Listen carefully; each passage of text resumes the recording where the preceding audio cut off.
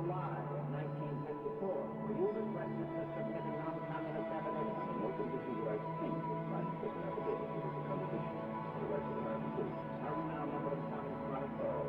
Please. Please, I have to worry, Mr. Robeson. What is the Communist Party?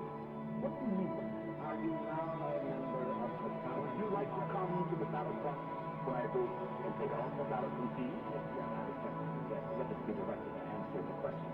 You are directed to answer the question. I invoke the Fifth Amendment and forget it. I respectfully suggest the witness be directed to answer the question whether, if he gave us a truthful answer, he would be supplying information which might be used against him in a criminal proceeding.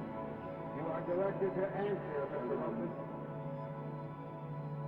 In the first place, wherever I have been in the world, the first to die in the struggle against fascism were the communists. I laid many wreaths upon the graves of communists. That is not criminal. Chief Justice Warren is very clear that the Fifth Amendment does not have anything to do with the incident of criminality. I invoke the Fifth Amendment. Have you ever been known under the name of John Thomas? Please, does somebody here want me to put up a perjury someplace? John Thomas, my name is Paul Robeson. Anything I have to say, I have said in public all over the world, and that is why I'm here today. Chairman, I ask you to direct the witness to answer the question. I ask you to affirm or deny the fact that your Communist Party name was I John invoke Thomas. the Fifth Amendment. The witness talks very loud when he makes a speech, but when he invokes the Fifth Amendment, I can't hear him. I have mothers for diction. I can talk in a loud. You talk a little louder. I invoke the Fifth Amendment loudly. Sir, who are Mr. and Mrs. Latimer? I invoke the Fifth Amendment. Do you know Manning Johnson? I invoke the Fifth Amendment. Do you know Gregory Kipes? I invoke the Fifth Do Amendment. you know a Max Jurgen? I invoke the Fifth Amendment. Max Jurgen? Why don't you allow these people here to be cross-examined? Could I ask whether this is legal? This is not only legal, but usual. By unanimous vote, this committee has been instructed to support this very distasteful act. Do you know I don't? You think you're the chairman of the committee? Mr. Walters? Yes. The Pennsylvania Walters? That is right. Representative of the steel That workers? is right. And the coal mining workers? That is right. Not United States Steel by any chance.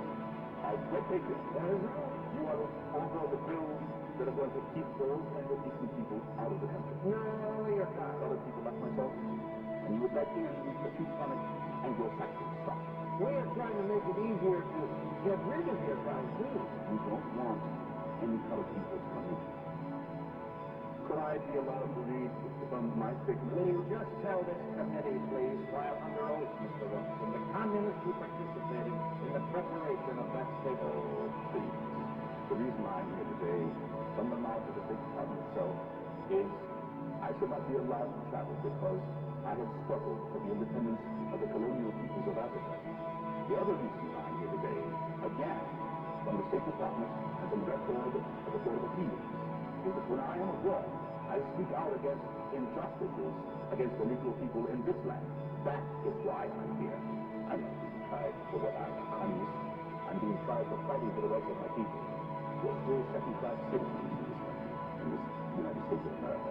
My mother was born in Rose State. My mother was a prisoner.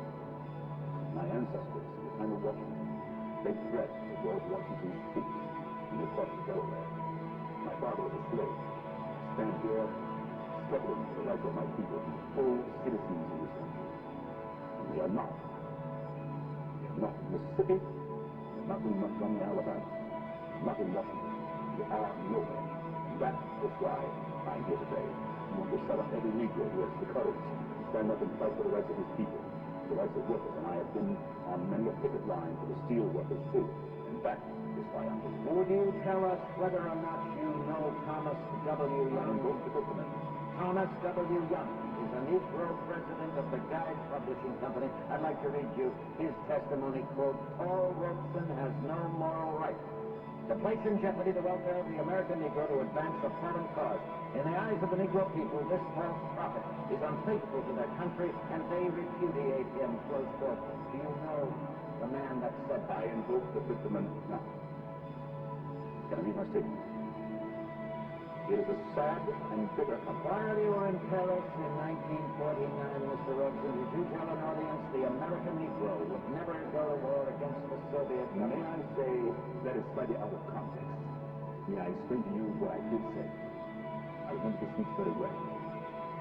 2,000 students who came from populations that would range 600 or 700 million people asked me to say in their name that they did not want war.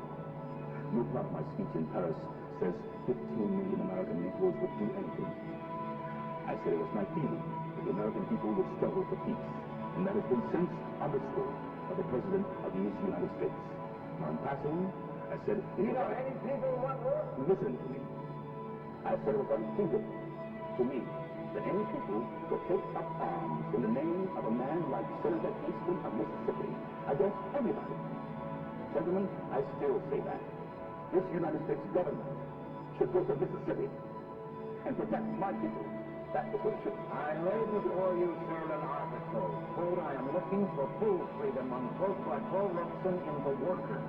July 3rd, 1949, quote, I said it was unthinkable that the Negro people of America or elsewhere could be drawn into war with the Soviet Union. I repeat it with a hundredfold emphasis, they will not, close quote. And gentlemen, they have not. It is clear that no Americans are going to go to war with the Soviet Union. While you were in Stockholm, did you make a little speech? I made all kinds of speeches. Let me read you a quotation. Let me listen. Do so, please. I am a lawyer. It would be a revelation if you listened to counsel. In good company, I usually listen. But you know, people wander around such fancy places. You said, Mr. Robeson, and I quote, I belong to the American resistance movement, which fights against American imperialism, just as the resistance movement fought against Hitler. Just like Douglas and Harriet Tubman were underground railroaders and fighting for our freedom, you bet your life. I have to insist that you listen to these questions. I am listening. I quote further, why should the Negroes ever fight against the only nation in the world where racial discrimination is prohibited and where the people can live freely? Never. They will never fight against either the Soviet Union or the people's democracies, close quote. Did you make that statement? I do not remember, but what is perfectly clear today is that 900 million people, other people, have told you they will not. 400 million in India and millions everywhere have told you that. Mrs. Answer the question, doesn't need to make a speech. Did you write an article that was published in the USSR Information Bulletin? Yes. Quote, I want to emphasize that only here in the Soviet Union did I feel that I was a real man with a capital M, close quote. I'll say, what is your name? Aaron. I am quite willing to answer the question. When I was a singer years ago, this you will have to listen to. I am listening. I am a bass singer, so to me, it was Chelyabinsk, great Russian bass, not Caruso the tenor. I learned the Russian language to sing their songs. I wish you would listen now. Mr. Chairman, I ask you to direct the witness to answer the question. Just be fair. I asked for order. The great poet of Russia is of African blood. Well, let's not go It too is far a afield. splendid. Did you make that When statement? I first went to Russia in 1934, Did you make that when I statement? first went to Russia in Did you make that 1934, statement? in Russia, I thought for the first time like a full human being. No color prejudice like in Mississippi, no color prejudice like in Washington. It was the first time I felt like a human being. But I do not feel the pressure of color as I feel it in this community today. Why do you not stay in Russia? Because my father was a slave, and my people died to build this country. And I'm going to stay here and have a part of it just like you. And no fascist-minded people will drive me from it. Is that clear? You are here because you are promoting the communist cause.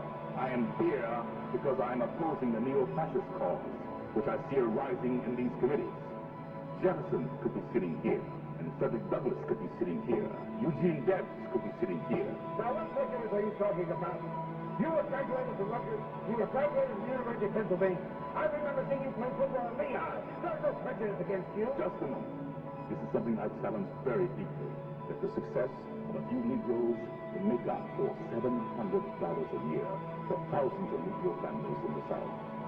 My father was a slave, and I had cousins who are sharecroppers.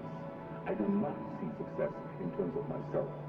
I have sacrificed hundreds of thousands of dollars for what I believe in. While you were in Moscow, Mr. Robeson, did you make a speech lauding Stalin? I can't remember. Have you recently changed What your has mind happened about to Stalin? Stalin, gentlemen, is a question for the Soviet Union, and I won't ask for the representative of the people who, in building America, wasted the lives of my people. You are responsible, you and your forebears for 60 to 100 million black people dying in the slave ships and on the plantations. Don't you ask me about anybody. I'm sure you wouldn't want to discuss with us the slave labor camps in the Nothing Soviet can Union. go more on slavery than this society, I assure you. I will invite your attention to the Daily Worker of June 29, 1949, with reference to a get-together with you and Ben Davis, formerly communist councilman in New York. Do you know Ben One of Davis? my dearest friends, he is as patriotic an American as can be, and you, gentlemen, are the non-patriot. Just a minute. Are the un-American. The hearing is now adjourned. I think it should be. I can do it all the best I can. Can I read my statement? No, the meeting is adjourned. It should be.